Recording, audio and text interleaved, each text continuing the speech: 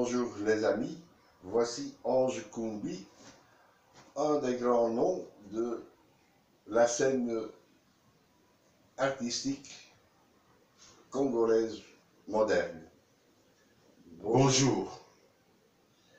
Bon, Ange, parlez-nous de vos débuts à Kinshasa. Merci beaucoup. Pour répondre à votre question, mes débuts à Kinshasa, pour qu'un artiste puisse parler de ses débuts, donc les grandes lignes, voilà. C'est en 1986 que j'ai tenu ma première exposition au centre culturel allemand qui s'appelait à l'époque le Goethe Institut. Donc, c'est là où s'est passée ma première exposition. C'est une exposition qui a attiré beaucoup de gens. Et il y avait aussi, à l'époque, mes collègues peintres populaires qui étaient déjà connus à l'époque. Il y avait le peintre Moquet, hein, le jour du vernissage. Il y avait aussi Chéri Samba. Et il y avait aussi l'artiste Bodo. Donc, ce vernissage a été une occasion de la rencontre de beaucoup de grands artistes de Kinshasa. À part les artistes, il y avait le musée national qui a été représenté à l'époque par M. Badibanga Nemwine P. à son âme. À part ça, il y avait les diplomates, les ambassadeurs de la Belgique, de l'Amérique, de la France. Donc c'était une très grande exposition dont la presse locale avait fait beaucoup de bruit. Il y avait les journaux Les Lima, les Calico dans les boulevards du 30 juin. Et c'était vraiment une belle journée. Hein. C'est comme commencement à Kinshasa. Je crois avoir répondu à votre question. Oui, dès le début, à Kinshasa, vous êtes ensemble avec Chéri Samba, un des noms qui ont eu une influence internationale. Vous êtes aux États-Unis, en Allemagne, en Belgique, au nord de l'Europe. Vous êtes dans quelle collection? Merci beaucoup pour votre question. Quand vous parlez des grandes collections, ici je vais d'abord parler du musée d'art africain de New York, où je possède un catalogue qui a été imprimé en 1999, 99 comme disent les Français.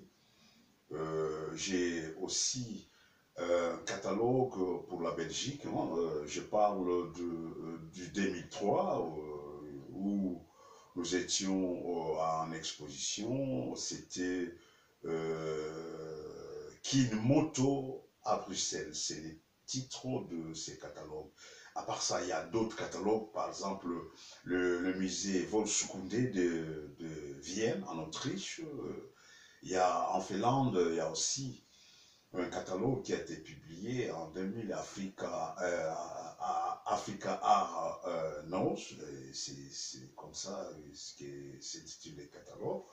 Là, vous avez par exemple le catalogue qui a été publié par le Musée Royal de l'Afrique centrale en Belgique. Donc, vous voyez, il y a les œuvres des artistes congolais, et le mien sont là. Et il y a aussi un autre catalogue africano, c'est un catalogue hein, qui a été publié par le musée de Finlande. Sur la couverture, vous avez un tableau d'Ange Koumbi. Et là, vous trouverez beaucoup de grands artistes du monde, des États-Unis, mais aussi de l'Europe, des Chinois et des Japonais.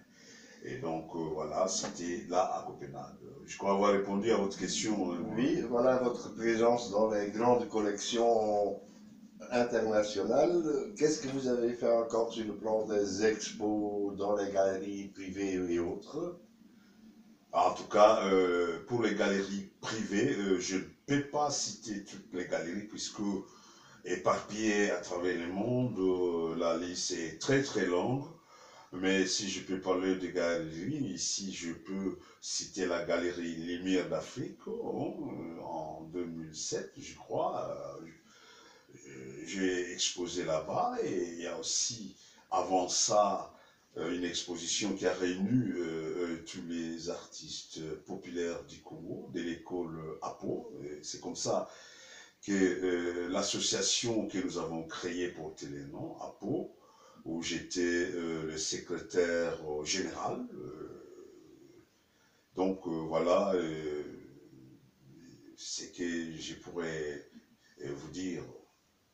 Ah, donc, votre présence ne se limite pas aux collections dans les musées et dans les galeries privées, mais vous êtes aussi sur Internet. Oui, sur Internet, souvent, sur Facebook, sur YouTube. J'ai aussi une chaîne sur YouTube, Ange Kumbi King 1, ça c'est ma site où je mets des vidéos, aussi quelques tableaux que les gens peuvent voir. À part ça, il y a aussi la presse internationale. Dernièrement, d'ailleurs, au mois de février, une exposition a eu lieu à Namur, ici en Belgique, au musée africain de Namur, où Colette Brackman, que vous connaissez, a fait un article sur l'art populaire, là où il a même donné une liste des artistes très connus en Europe. Il a parlé de Moquet, oui, il a parlé de Chéri Samba, il a aussi parlé de Ange Kumbi, qui sont les artistes un peu plus connus en Europe, mais il y a aussi la nouvelle génération de jeunes artistes que je connais souvent par leurs œuvres, que je ne connais pas du tout, voilà. Donc, vous n'êtes pas seulement un artiste graphique, un artiste peintre sur Internet, dans la presse, avec des catalogues, dans les grandes collections des musées de l'Europe et de l'Amérique, et présent dans les galeries privées, mais vous êtes aussi un artiste musical, chanteur. Oui, merci beaucoup pour cette question. Il m'a été souvent posé, peintre et griot musical, ce que je fais. En effet,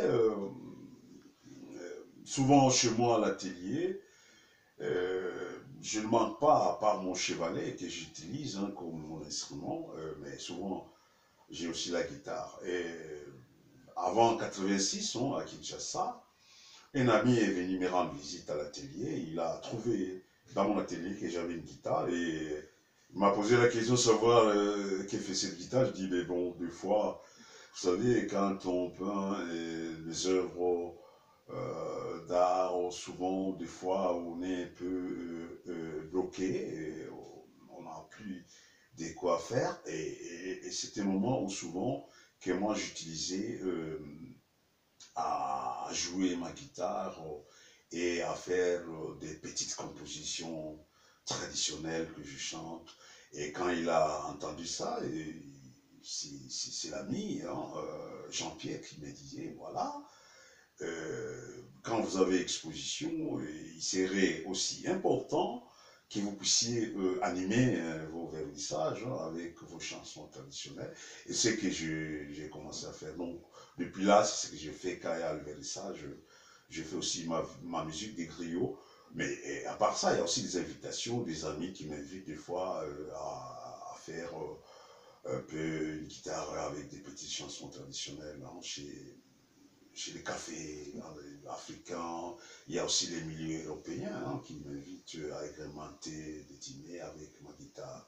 Voilà, je crois avoir répondu à votre question, Yo. Oui, donc vous êtes un grand artiste congolais, Merci. africain, international et multidisciplinaire, graphique et musical. Merci pour cette interview.